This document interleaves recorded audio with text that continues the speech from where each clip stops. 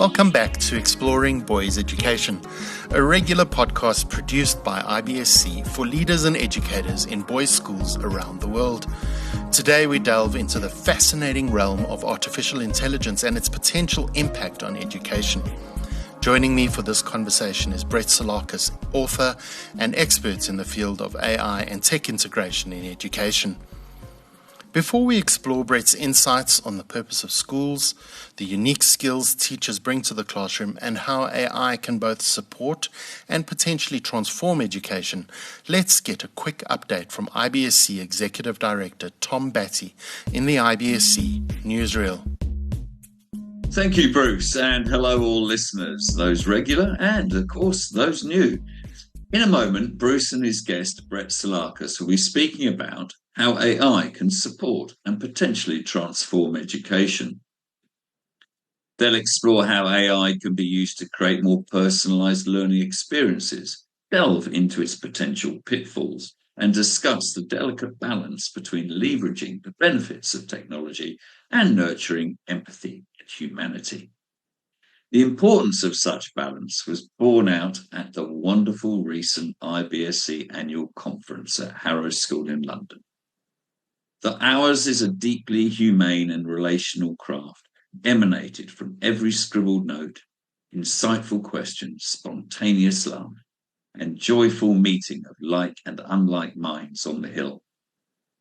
It was a powerful call that amidst the benefits of technology, it is we who bring the meaning to education. Sincere thanks go to all at Harrow who made such gathering possible, particularly Headmaster Alistair Land and Director of Studies Charles Bailey, who led the magnificent Harrow team.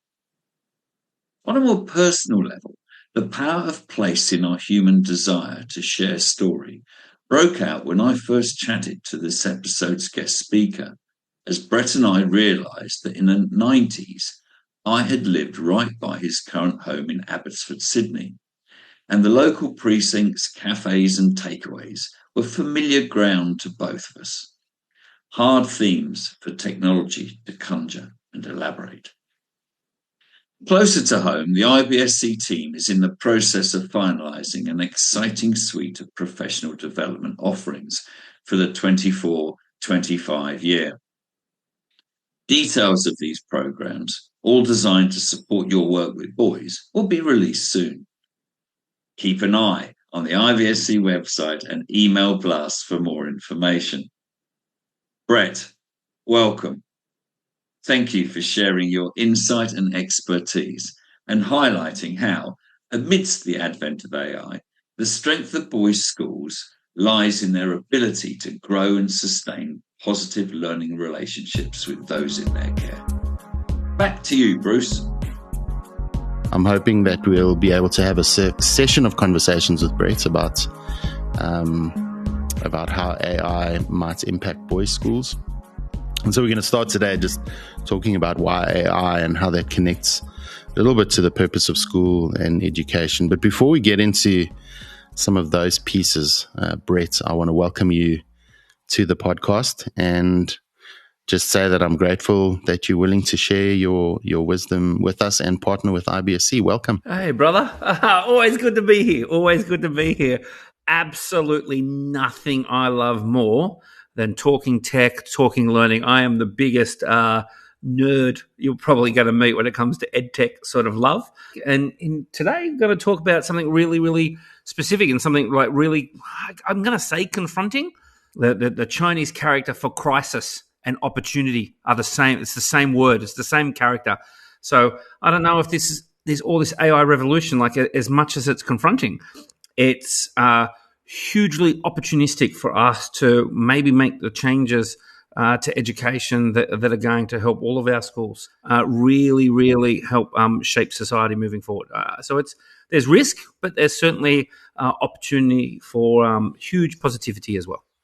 Well, excited to dive into that in a bit, but who is Brett Salakas? Maybe we could start there. And I know, we can hear from your accent that you're from down under, but who are you and what do you keep busy with every day? Well, look, even before I do that, I'm clearly coming from Australia. You used a word there, welcome, and I want to just pick up on that because in Australia, often when we gather, we will traditionally have what we call either a welcome to country or an acknowledgement of country. And this is important because it's important to understand where we come from. It's important to understand who we are. And coming from Australia, one of our traditions is to acknowledge our First Nations brothers and sisters. And I do that today. I'm not too far from the Parramatta River, from the Barramadigal people, who are the traditional sort of, custodians of the land where I am. The Barramadigal meaning the place of the eel, and our local rugby team here has a big an eel as their mascot, which is like fantastic as well. But Barramadigal, and we call it Parramatta now in modern sort of terms. But I guess it's nice to be able to have that common thread from thousands of generations ago. Our First Nations brothers and sisters were the first teachers, passing down knowledge from generation to generation. And as educators, we continue that tradition. But then specifically, you talk about who I am. Brett Salakas. I'm a Sydney boy, Sydney born and bred, although I've as I hinted before, travelled and taught in a few different countries around the world. Very passionate about education technology. I'm currently Hewlett-Packard, HP, education ambassador for Australia and New Zealand, and work very, very closely with Intel. But look, whilst I've got the absolute best job in the world, because whilst I work for a technology company, I have absolutely, I'm given the longest leash you could imagine. Because my job is purely to advocate for good digital teaching and learning, to help schools, to help systems when I see great things, to really amplify that, and where possible to actually help people do really well and improve the quality of teaching and learning that is happening. And I guess I get to do that at scale now as my job, which is like really, really fantastic. Historically, I started about 12 years ago a group called Aussie Ed, which grew to be the largest online network of teachers in Australia.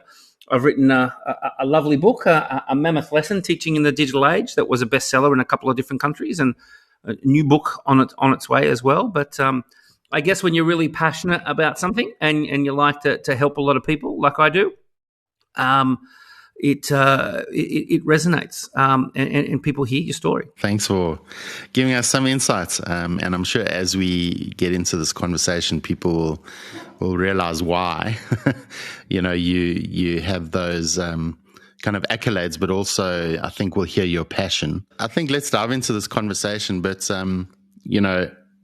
thinking of putting together a podcast about AI, it's sometimes difficult to know where to start. And in our conversation before recording, we felt it was important to start with the basics. So I'd love to hear from you what, in your view, the fundamental purpose of schools is in society. And we're going to start there because we're going to get to the AI stuff, but I think it's good to start on that foundation. In our previous conversation, you spoke about how much governments invest, how many resources they invest into education, governments around the world.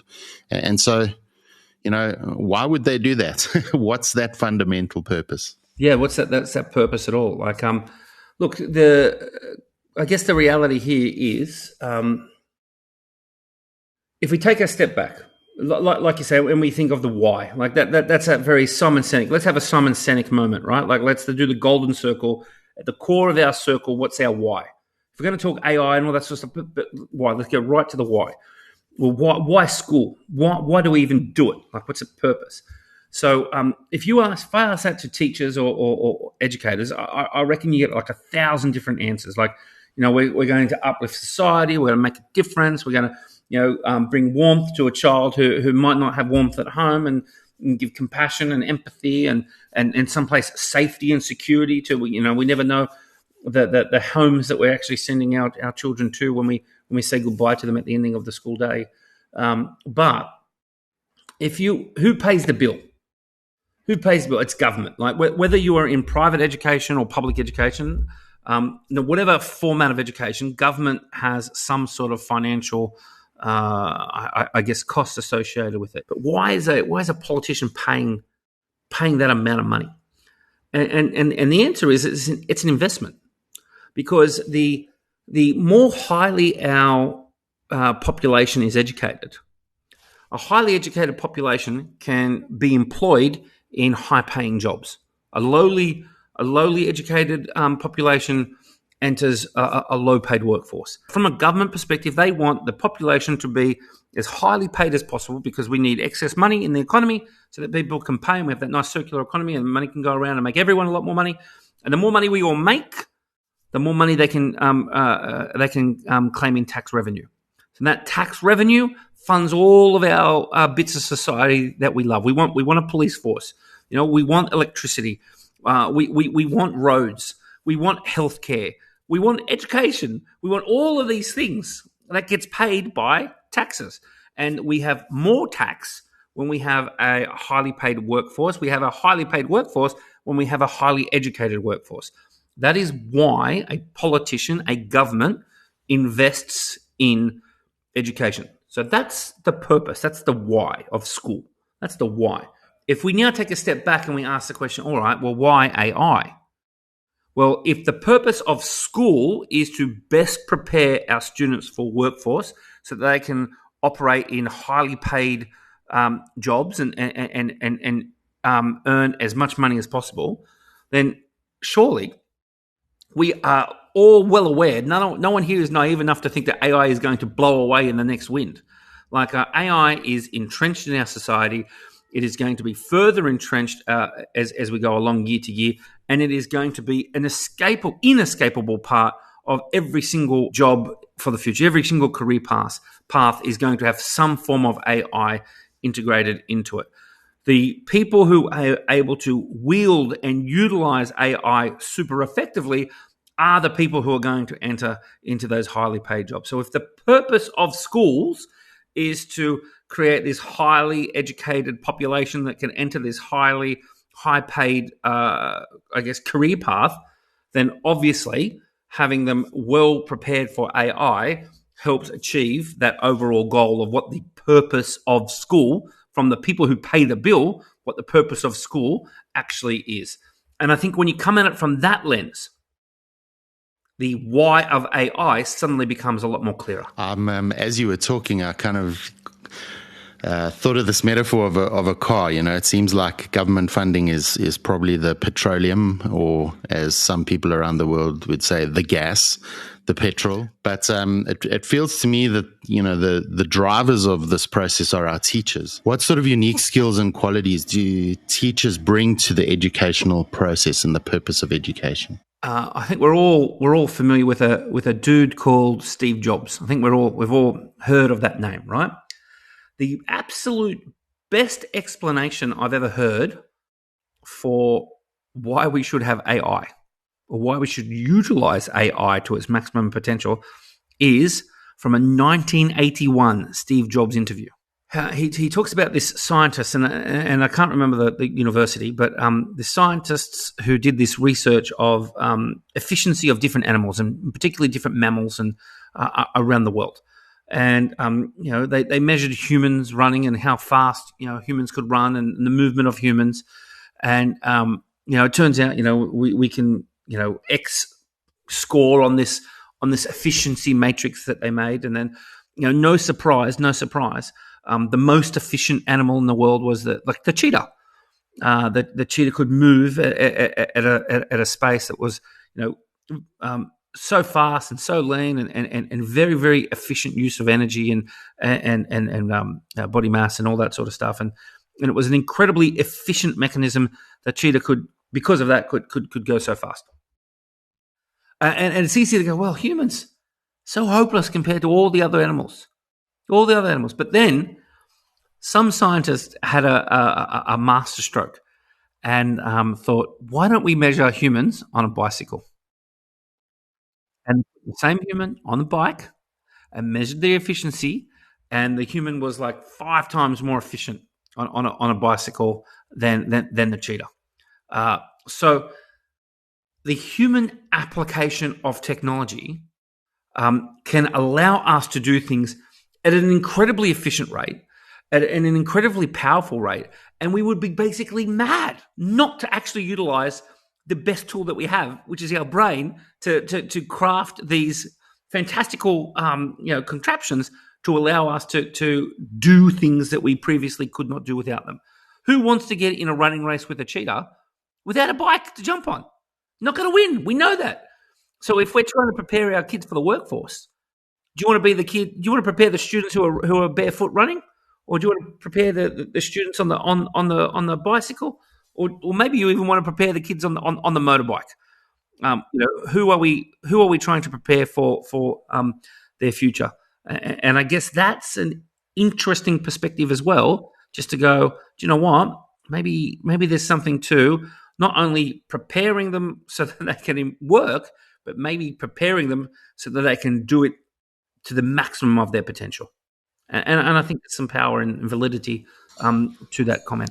So, I mean, essentially then, as teachers, it's almost like we need to be thinking or have that mindset to be ahead of the curve, to not ignore the trends in the world, but to think about how to harness those and prepare the kids who are in our classrooms to harness the power of these developments, whether it be in technology or in other spaces. I think, look, there's lots of ways there. Like, I think one of the things sometimes we lack in education, if you said to a teacher, we just asked the question, what's the purpose of school?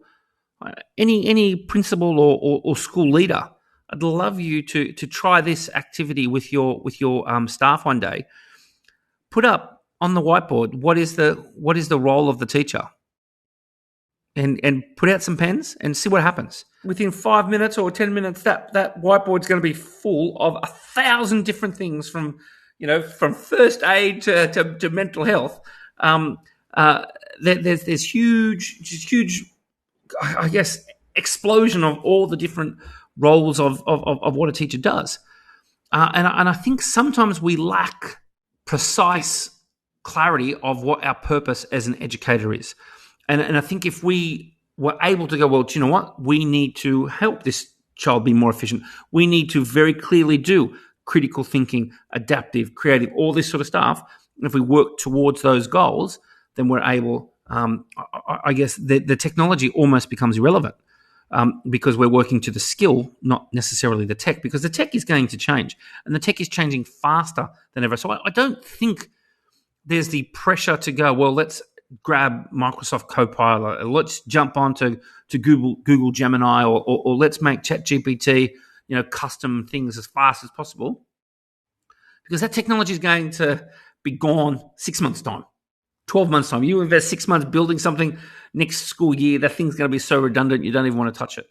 Dr. Matthew Joseph, who is a friend of mine over in the US, he has an interesting thing that he looks at. Like, he goes, on our save button on when we're doing a Word document, we've got that little disk, that 3-inch floppy disk that's saved there. We all know what that is, but that technology's evolved, and kids don't even know what that is. And it can seem scary to us to have the technology change, and the AI can seem intimidating. But because it opens up huge possibilities of what on earth can I do with this. But what he says is, do you know what?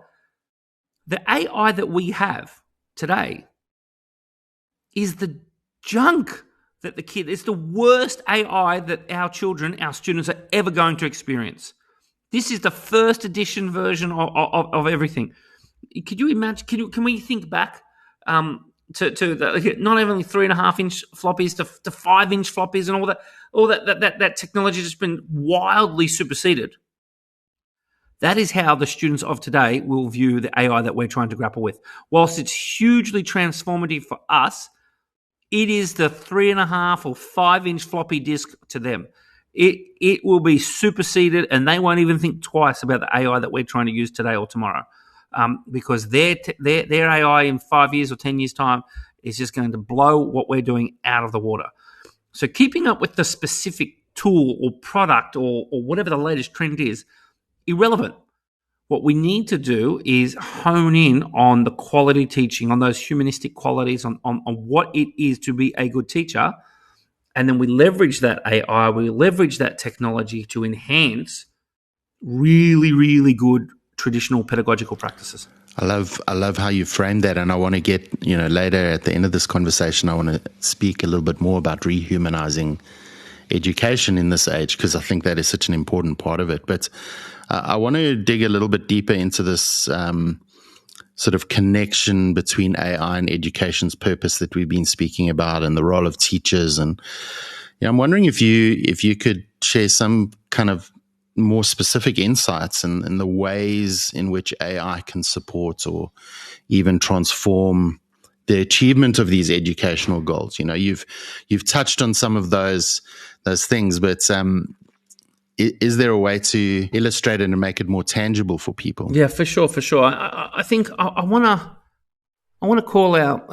There's a professor here called Toby Walsh who works for the University of New South Wales, who's quite a very globally renowned AI expert. I had a conversation with him not so long ago on my podcast, and he used the phrase, he called back to his old teacher, Mr. Black, and he said, Mr. Black, his mathematics teacher, is the one who changed his whole outset on life, changed his whole outset on mathematics, changed his whole outset on belief in self, what can be accomplished. And you know what? I don't care how high tech the AI gets. And this is what I'm paraphrasing for him now. AI can't replace that. AI can't replace Mr. Black. No AI is going to be Mr. Black. I've just finished reading. I don't know if you've come across. It'll be interesting read for a lot of your listeners. Sal Khan's "A Brave New Words." Brave New Words, and he talks about how AI will save education, which I find quite a confronting phrase. Very, very difficult pill to swallow, because I think education's. We don't always get things right in education, but we've done a pretty darn good job for the last few millennia of teaching future generations. But certainly ways that we can do things well. And Khan-Migo is one of those. I don't know if you've come across Khan-Migo, Bruce, or if some of your listeners have. But Khan-Migo is an interesting one because it got first early access to GPT-4. The large language model, the LLM, large language model.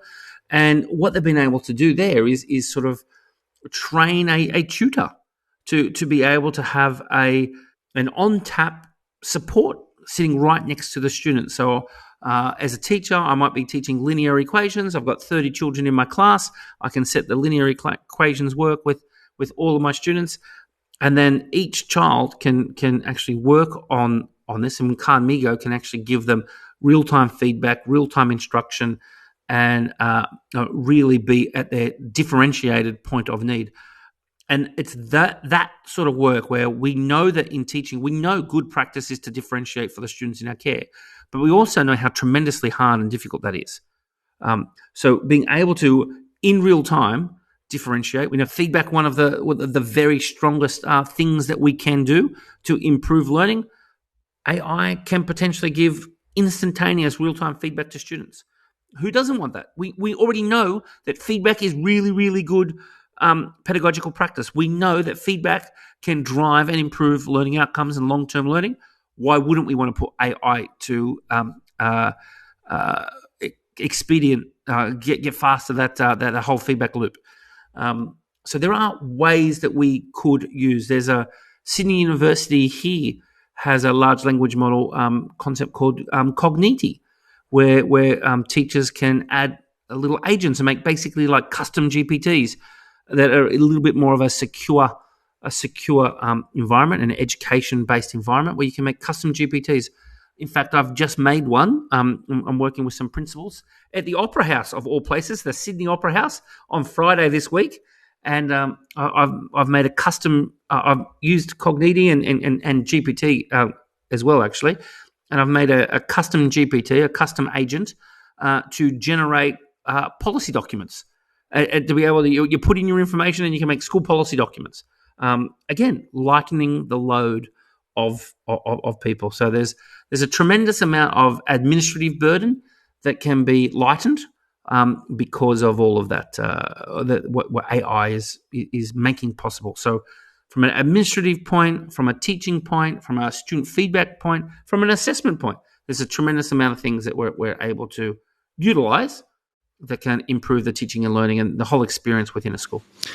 I get the sense, though, I mean, actually we're saying don't throw the baby out with the bathwater. You know, this does not mean that we throw out all the great pedagogy and the things we know about good teaching, but we use that foundation to make good decisions about how to integrate AI into our practice. I think that's the secret, right? Like I don't think education works when you dehumanize it. You pick your average 15 or 16-year-old full of testosterone boy who's just come off the soccer pitch or just come off the rugby field, having a kick around with his mates at lunchtime. There's been a little bit of that, typical teenage boy bravado coming into maths class. We're sitting down.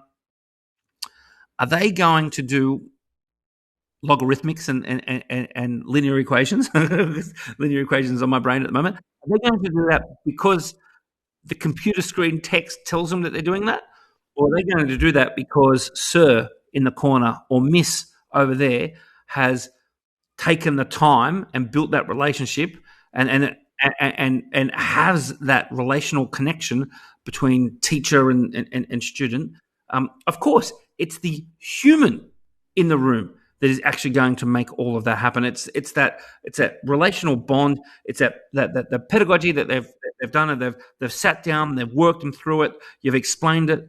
The teacher has to enable that connection, that first kickoff, set the tone of the lesson, get it ready, explain it, and off we go.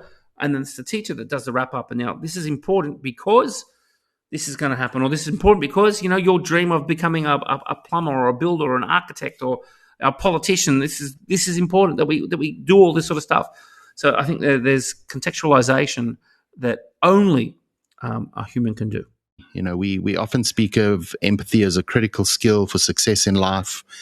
And, I think there's a lot of talk about AI hindering the development of empathy in boys. Yeah.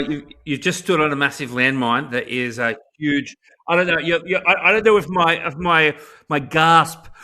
I don't know if that picked up on the audio, the people listening in. I don't know if they heard that, but certainly if there was video, my face would have told, because this. Yeah, okay, so I think there's a tremendous amount of risk here too. We have to move forward, but we have to move forward cautiously.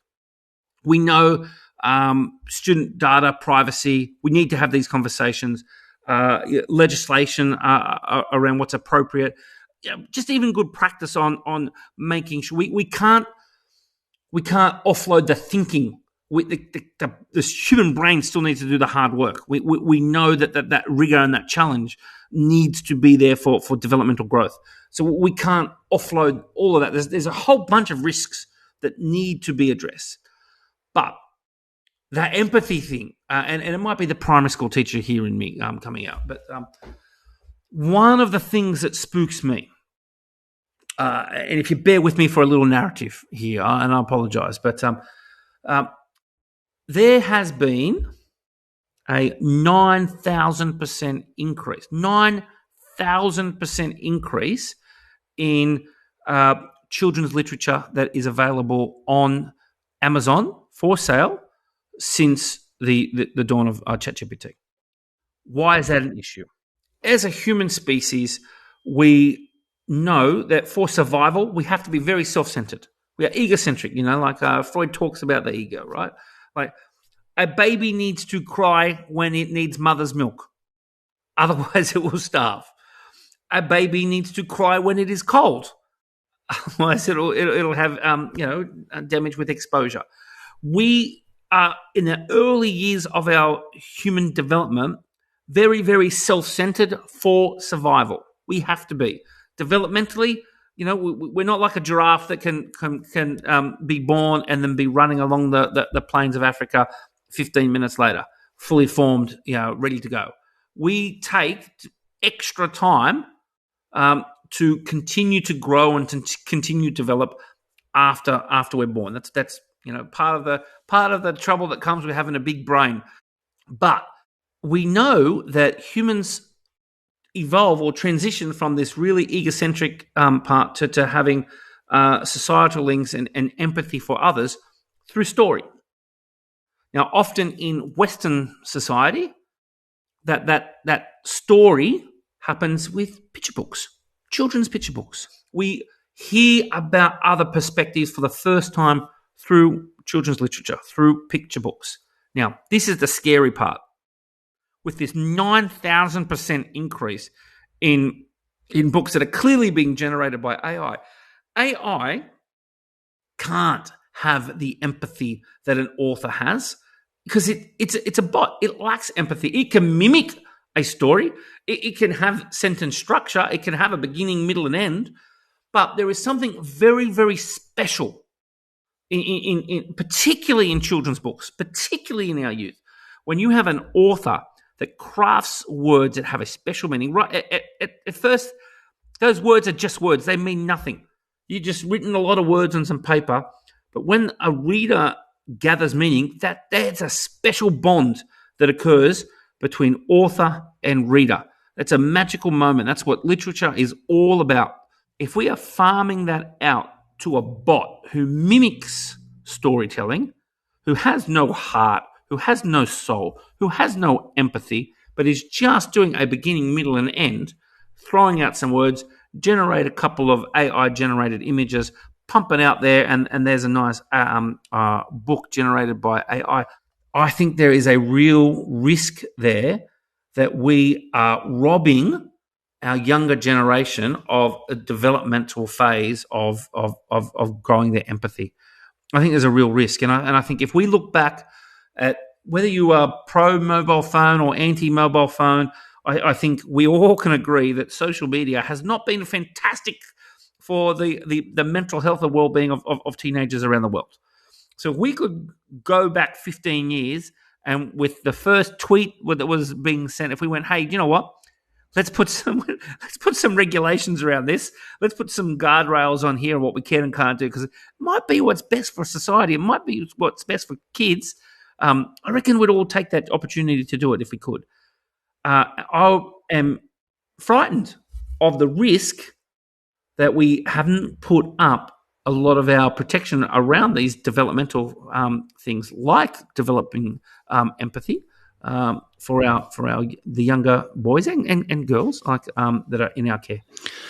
Brett, you talk from a primary school teacher's perspective. I think I shared with you last time, before joining IBSC, I taught English in a high school context. And often the novels I would choose for boys to study were specifically focused on building their empathy and their understanding of the other. And I can see, maybe it's children's books today. Maybe tomorrow it's a 9,000% increase in novels that are available that are written by bots. And I think it'll have the same impact throughout our conversation. I've sensed from you that the technology is there if we leverage it in the right ways, if we implement good pedagogy, we're going to be able to use AI effectively and prepare boys to use AI effectively in the long term. But how do we keep humanity in education? Does AI provide an opportunity for us to rehumanize education, to bring things back to what matters? Look, I think it does, and I think I kind of hinted at this. I may have jumped the gun a little bit a couple of minutes ago, but that concept of maybe the AI is this mechanism that does a lot of the grunt work for us. Maybe it can do a lot of our administration. Maybe it can do a lot of that real-time, instantaneous feedback, and we become more that traditional mentor. We focus in on that relationship. Maybe, this is what I really hope. I think there is a strange juxtaposition where like Sal Khan will talk about saving education with AI. I think he's wrong, but he might be accidentally right, because I think AI might save us by us actually leaning more into our humanity. We know, like in assessment, and that's one of the things I'd love to talk to you in further. I think AI and assessment is going to be one of the huge transformative challenges that we're going to have to come over. But let's be honest, we've known for quite some time what really good quality pedagogical approach to assessment is. We know, like the top of that Bloom's taxonomy pyramid, like we need to be doing creative, evaluative thinking. We need children really at that top end of that Bloom's taxonomy. But quite often, because it's what we've always done, and we need a mark or a grade, maybe we do a test, or maybe we do an essay. AI is very, very good at doing basic recall of fact. So maybe what it does is give us a really, really strong kick in the backside to go, maybe all those practices that we should be evolving out of might be better done if we actually start doing some higher order thinking and actually challenge the internal person of the students in our care. So we've got that aspect of it. But I really do think if AI is doing a lot of the grunt work in the classroom, if it's doing some of that administrative work, if it's doing some of the grunt work like a Khan-Migo type of scenario, that gives us time then to sit down and, Mr. Collins comes over and sits down next to old Brett, who's struggling with his Shakespeare, and you sit down and you tell me a little bit more about Fair Verona, where we laid our scene. You explain a little bit more of the context for me in a way that a computer can't. And I think that's where the real power is. So we might be able to save education, but not in the way you think. I think it's not that AI is going to replace teachers' jobs. I think AI is going to support teachers, and teachers are going to be able to be more humanistic and build those relational connections with the students, and particularly the boys in our care. And as you said, the research is in, and it's been in for a long, long time. You build better relational connections with the students in your care, you're going to get better results in the end. Well, Brett, thank you for helping us dip our toe into this conversation, and there'll certainly be more. Really appreciate you being on Exploring Boys Education. I'm sure you'll agree with me that Brett's insights into the evolving landscape of education have been both enlightening and thought-provoking. As we navigate the complexities of AI integration, it's clear that the human touch in education remains irreplaceable. Teachers, with their empathy, passion, and ability to inspire, are the cornerstone of a fulfilling educational experience for boys.